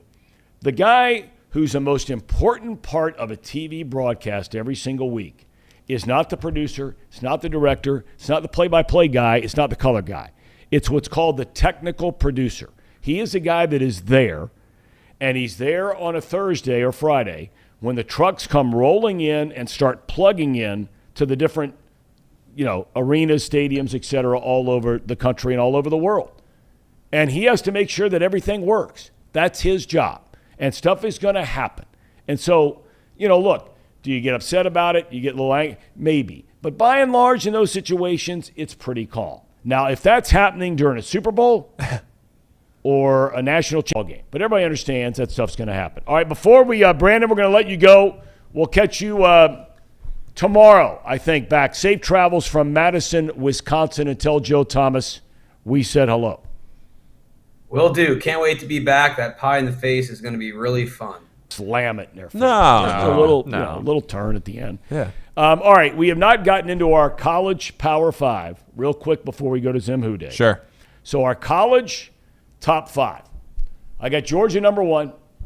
I got Ohio State number 2. Look at that jump in defense for the Buckeyes. You can say, well, they played Toledo and Wisconsin. You'd be right. But, last year they were 100 and something. Alabama should have a loss.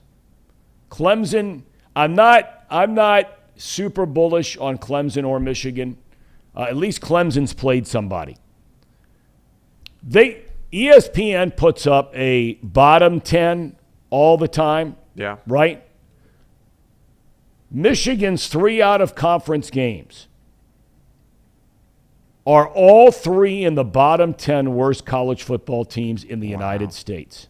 That's terrible. Yeah. That was their out-of-conference schedule at the University of Michigan this year. And then they play a Maryland team. It's off to a nice start. And Maryland gave them fits. But Michigan is undefeated. Oklahoma. It's Kansas State. Yeah, every time. How do you feel about Kentucky possibly sliding up? They're at 7, right? They're at 7. If they win this week. They'll win this week. If they win this week on the road at Ole Miss, they've got a chance to jump in there. I'm not a big USC fan either. A lot of people are on that whole train out there. I'm not jumping on board that. Hey, They're going to lose sooner or later. Are you ready for Ole Miss's schedule this year? They've played Troy, Georgia Tech, Central Arkansas, and Tulsa. There you go. Yeah, that seems like a win for UK. There you go. They're like a touchdown underdog. Who is? UK. Ooh. What? Hey. Okay. All right, so now our top performers over the weekend of college football, and it warms my heart. The first name on this list.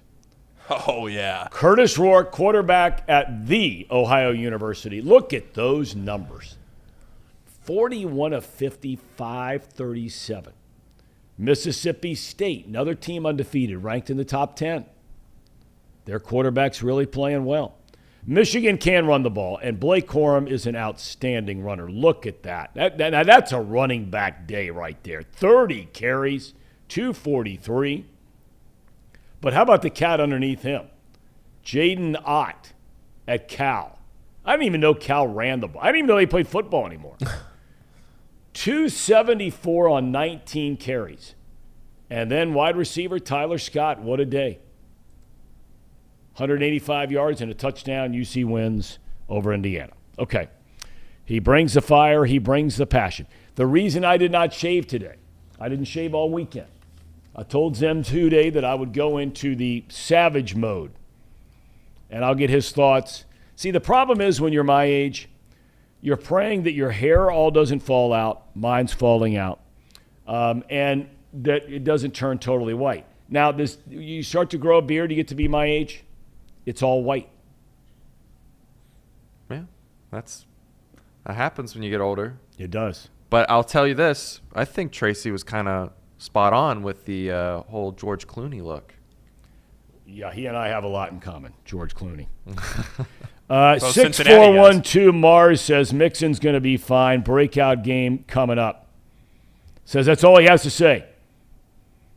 Okay. All right. Well, let's take a break. And our main man, Zim Who Dey, is coming back after this commercial timeout. You're watching Off the Bench, presented by United Dairy Farmers. Stick around.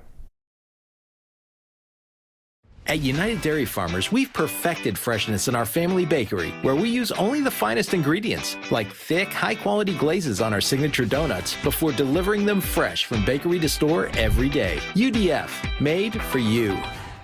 If your AC or furnace is struggling, turn to the experts at Bartell's Heating and Cooling. Their certified technicians get the job done right the first time, and if you need a new unit, Bartell's will give you upfront pricing with no hidden fees. Plus, ask about Bartell's 0% interest financing for 60 months. Learn more at bartellsheatingandcooling.com. Bartell's Heating and Cooling, for a comfortable way of life. Eli's Sports Bar and Grill, proudly sponsoring high school football with 3 locations in Mason, Liberty Township, and Ross, Ohio. Our 10-foot screens guarantee a great view from every seat in the house. Eli's Sports Bar and Grill, the best place in Cincinnati for sports, food, and fun.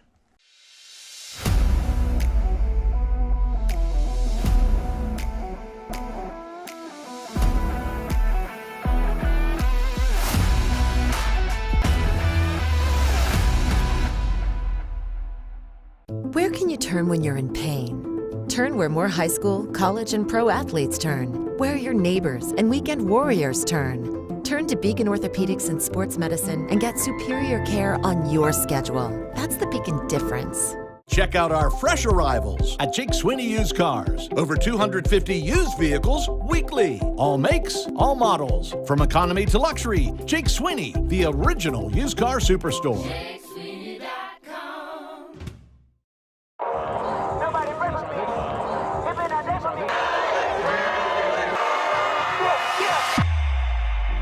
The time is now. Football season is back here in the Queen City, and Week 1, St. X versus Dakota West. DJ Train here with Chatterbox. It's about to go down. It's our kickoff of our official tour. Every Friday night you'll see us. Let's go. It's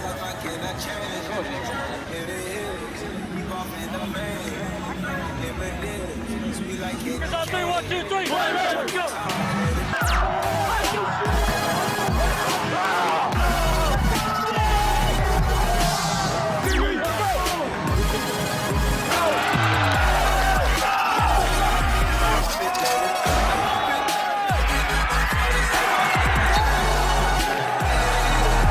Man, I'm telling you, this game is going to come down to the first guy that says I've had enough.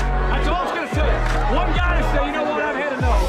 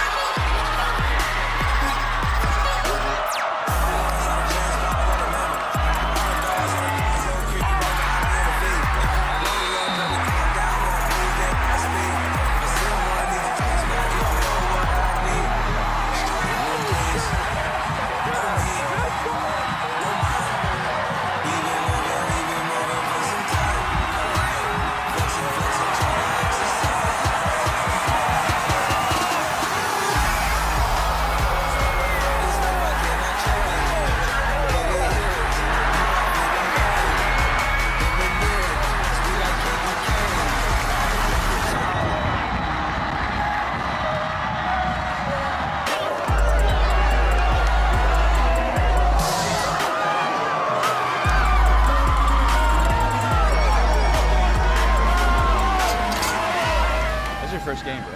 My first one. I mean, I couldn't have asked for a better first one because Dakota West struggling a lot throughout the first half and beginning of second half, and then big time. It's a party. It's a party. It's a party. I know one thing. Ain't nobody does this better than us. Facts. Yeah, this atmosphere was insane. Show was on point. Everybody had a great time for the first one, too, bringing people together. Big shout out to everybody tonight that worked hard from Chatterbox and everywhere else to put on a great show. This dude's legit.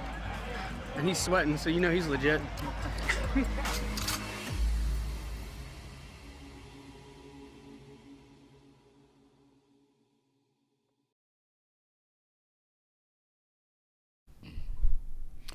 All right, welcome back to Off the Bench, presented by United Dairy Farmers. You know, one note in the NFL we did not touch on real quick is they've decided to eliminate the Pro Bowl. So they're going to go to a more skills competition sort of thing rather than actually playing the Pro Bowl. Probably not a bad idea. I mean, at the end of the day, it's an exhibition game. It's a lot of fun to be there. I had a chance to broadcast a couple of them out in Hawaii. Not a bad gig if you can get it. But, you know, risk of injury, just not worth it, right? Not worth it. Okay. Baseball and the NBA are still really the only two sports where the All-Star game is actually kind of fun to watch. Yeah. I think baseball has the best All-Star product overall. NBA dunk contest used to be huge, not anymore. Yeah. Well, that's the only thing baseball's got going. Yeah. It's the only thing. All right. Our main man is checking in. He's fired up today. Now, Zim, I don't know if you noticed or not. You asked me to go into savage mode last week. You probably can't tell because it's only been 2-day growth here. But I have not shaved since you told me I had to go ahead and start letting it go a little bit. And do you see what happened? Did you see what happened? Yeah, I get more disturbed every time I look in the mirror. That's what happened. But a certain team pulled off a victory thanks to you. Everybody give it up for Thom Brennaman. Yeah, let's go, Thom. Let's go, Thom. Zim, my son says to me this morning, who you know my son, right? He says to me this morning, you've known him for years. He says to me this morning, he says, Dad, I heard you bring up with Zim about getting some of his merch. And so I got to place an order. How would I place an order or anybody else place an order if they want to get some of your merchandise? I'm serious about this for a second. How would they do that? How will I do that? Well, you just go to zimwhoday.com, and then you'll see it. It'll say Burrow Baby Shop. It's got a lot of cool stuff on there. I got a nice design where it's like a rock band, Jamar Chase and Joe Burrow. You got to go check it out. It's a bunch of cool stuff on there. Well, he said something about some T-shirt with the Amigos. I'm assuming that's a wide receiving core. Is that who that is? So we've nicknamed the Jamar Chase, T. Higgins, and Tyler Boyd the Amigos, like the rap group the Amigos, who are highly successful, and they're a trio. So we kind of gave them that nickname. So we got some of that stuff on there too. My partner Ace, though, has all the Trace Amigo shirts. I don't know if you saw this, but Joe Burrow wore his shirt. And we firmly believe that that's the reason why we took out the Chiefs in the Week 17 victory. He wore that shirt pregame. Then afterwards, he celebrates with the cigar. He's got the shirt on, and the rest is history. And you're talking about your guy Ace Boogie. Is that the guy we're talking about? Yeah, Ace Boogie. That's my guy. That's your guy. All right. So tell me, Zim, about your initial thoughts of the game. You were there, watching the thing on the tube and dialed into every single second.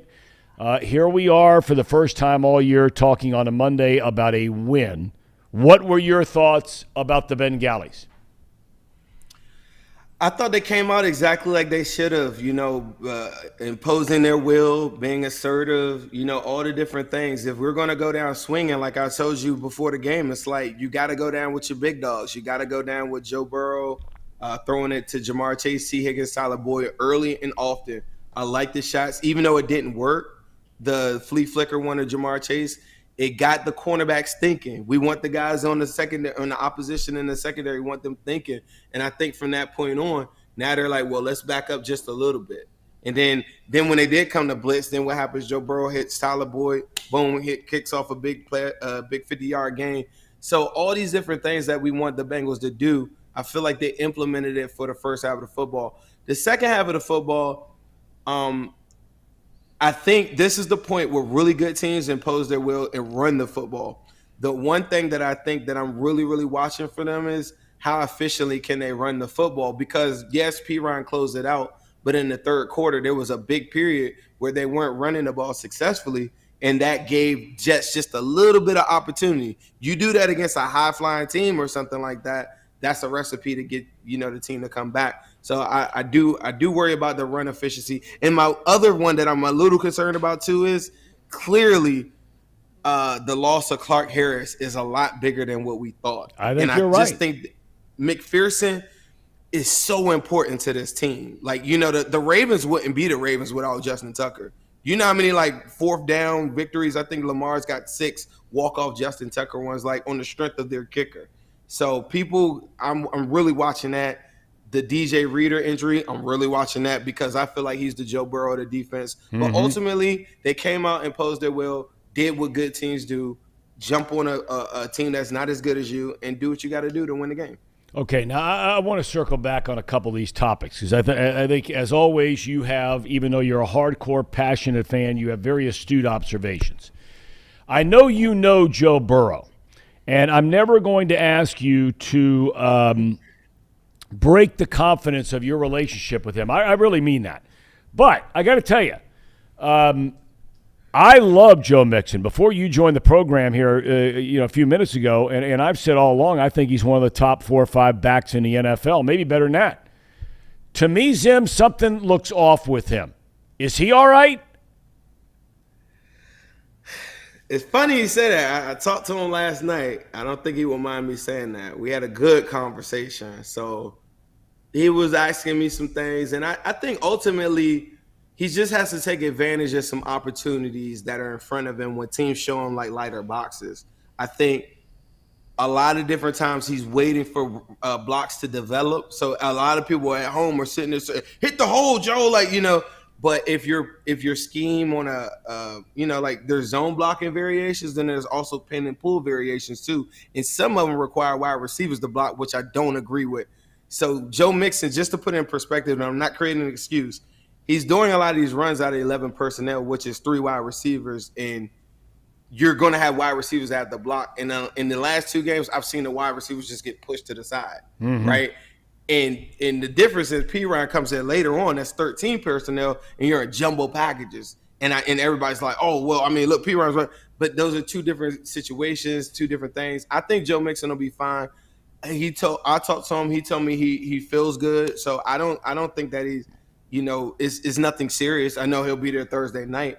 So that's the one thing I can say is okay. I don't think that he's seriously injured or anything. I just think the plays that are given to him, I don't really buy into a lot of the blocking schemes on it because it's asking a lot of the wide receivers. And a lot of these teams are cheating really heavy with their linebackers and their safeties when they see run. And so it's just attacking them. Some of those plays are negative because he can't do anything. Your thoughts of the offensive line. I mean, obviously they don't give up, 6, 7 sacks like they did in each of the first 2 games of the year. Burrow able to maneuver in and out of the pocket a little bit more than he had the first 2 weeks. You mentioned the run game. Once they went to those jumbo packages, they just ran it down their throat with Perine late. What were your thoughts? Any individual performances on that line you liked? More and Lyle looked really good. I thought Kappa probably that was one of his. I don't like to place too much judgment until I see the all 22, which is available to us in 24 hours from now. But I just thought that Volson, man, he had a couple pancakes in there for the first time. You didn't see them, and they looked a lot better. It's just how it's going to be sometimes because they don't have an elite offensive line. The other point you make, and I think is extremely valid, is this whole McPherson thing. Because I really believe you're spot on about Tucker. He is a huge reason for the Ravens' success. And really, I mean success in the history of the franchise. He has been one of the best players in the history of the Baltimore Ravens franchise. Kicker, punter, I don't care what. He has been great at his job for a long time. Same with the kid in Pittsburgh. He's a big reason why all their success for a long time, especially against the Bengals. But I still believe McPherson's the best kicker in the league. But, we didn't see, like that one that looked like, me trying to hit a tee shot in golf that just is straight duck hook left. We didn't see that stuff last year. We've seen it twice already this year. You really think the snapper's that big of a deal? I think so. I think it looks different. I think, mentally the way that he's processing the kicks, I just think that he's used to the timing of the ball hitting the ground at a certain point. And if there's any bit of stutter or anything like that, that's how you get a shank. And the timing of it is not the exact same. Like, the one thing that we underestimated as Bengals fans is a long snapper, which is crazy. But Clark is so consistent with the snap that I just think that, McPherson got so used to the way that it looks. A lot of people say, well, the laces was in, laces was out. I haven't got a chance to see those camera angles, but I do think that if you're constantly kicking the same exact ball, just like in golf, or you got the same swing and you're coming to hit your driver out the bag, it's about consistently hitting it the same exact way so that it gives you the same exact results every single time. And it's no secret that it doesn't look the exact same when the ball's getting snapped to him. And I think is like even the 43-yarder, that barely kind of went in. Like, that was close. Yep. And that's not McPherson like. All right, Zim, we found out last week, I'm not going to say you're a mountain man. I wouldn't go that far because, you're not living in the mountains in Baltimore, but you are living in the woods in Baltimore.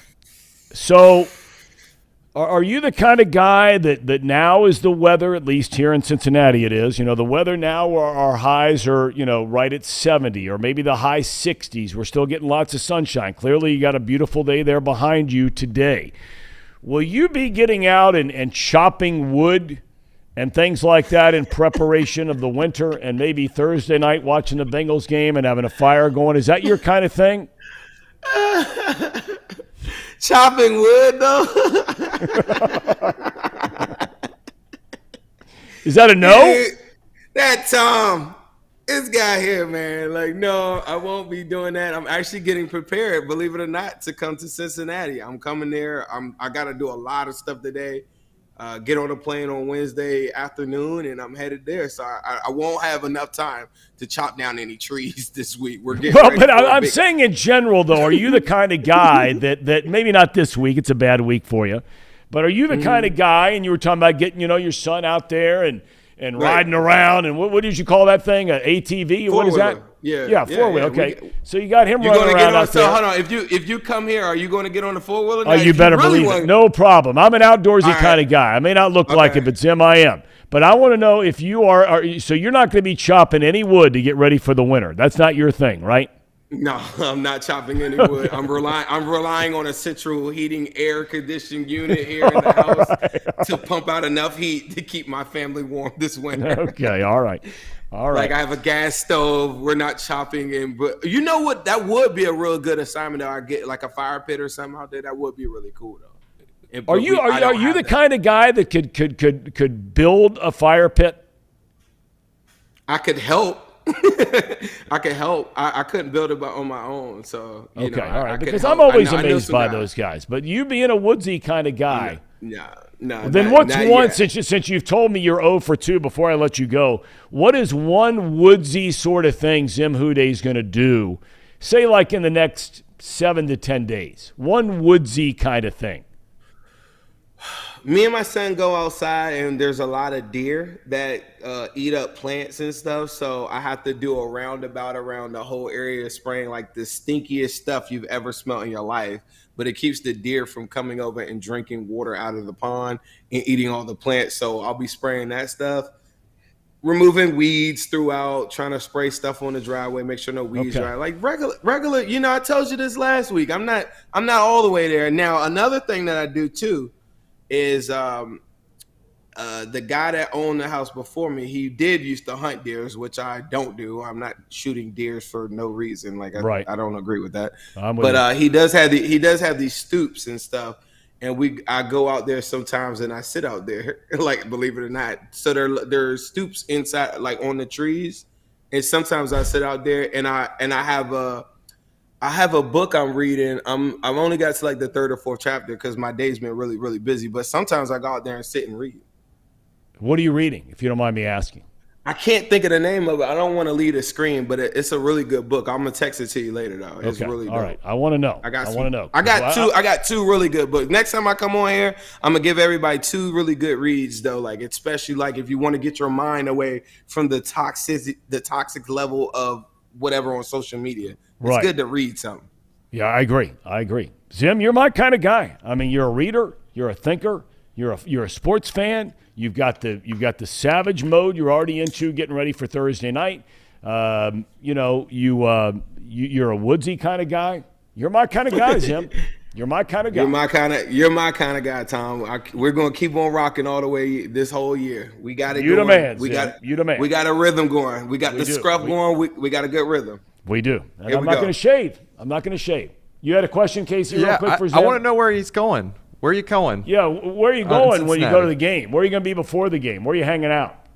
Wednesday night, I'm doing something actually with Gold Star, I believe. So I'm gonna stop by Gold Star and do a quick little, not a meet and greet, but kind of like eat a couple burgers, hand out some stuff to some people. Wednesday night, I'm doing something with my boy. I gotta go check with Seho, but we're supposed to be doing something at Hard Rock Cafe. I'm not sure if that's going. If it's not, I'm still going to be at the casino at the roulette table. Got to get a quick little bet in there. Then after that, on Thursday afternoon, I will be at the tailgate. So I'm going to be at my boy Bengals Jim's tailgate. So if you are listening to this, check me out at the tailgate. We'll be there. And then we get ready for all white tigered out Thursday night, white helmets. We want to go all white for all the fans there. I'm going to be tweeting that all week. We need to have a good showing and go all white. We want to create a college atmosphere Thursday night. Zim, you have that beautiful complexion. You're not going to be painting yourself up white, are you? No, I'm not. No, okay. I just want to make sure you're not doing that because you're a handsome man. You don't want to do that. Thank you very much, Tom. You're a handsome You're welcome. fella, You're the man. I can't. Are you getting paid by Gold Star? Yes and no. Tickets, stuff like that. I don't want. Wow. We love Gold Star. Let's just say that we love. I do too. I'm with you. It's the right choice. All right. Zim, you're the man. We love you, buddy. You have a great day. God bless you. We'll see you now at the end of the week. All right. We'll see you down here Thursday night. See you, man. Appreciate you, all right, buddy. That's the man. That is the man. Yes. That's the man. Yeah. You're right, Tom. Love that guy. Zimothy. I mean, my son's been telling me about him for years. I love that guy. The more I get to know him, the more I really like him. He's a cool dude. All right, we have a cherry on top. We do. All right, anybody want to tee this up? Well, we kind of teased it a little bit. It's the Bengals tumbler breaking the curse. Nice. Okay, you want to tell everybody what the deal is real quick? Yeah, don't know. Yeah. For those of you that don't know, early on before the start of the season, I took my father-in-law's magic tumbler, Bengals tumbler, Who Dey tumbler, and lost it. Can't find it. He had this tumbler throughout the playoffs, and it just carried us all the way through to the Super Bowl, and I lost it. And I needed to do something in order to break the curse that was looming over us the first couple weeks. So I went out and bought him an almost identical looking tumbler. I think the only difference with it is that it's got a green field background to it. But I took a video of us after the game, and this is it's a good looking room there. Yeah, this is him enjoying the tumbler mug. He's gonna give us a quick little. Nice. Yeah. Nice. Oh, that's nice looking. Yeah. It really is. Where did you get that? Plug it.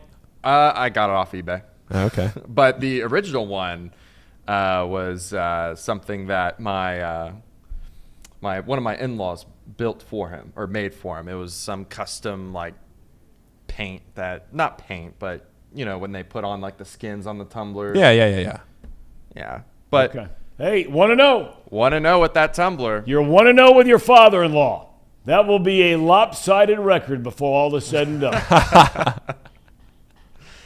Obviously in the win category, right? In the win. That's right. I love my father-in-law. He just had his 80th birthday the other day. He is awesome. Lives out in Arizona. Don't get to see him nearly enough, but he is just an awesome dude.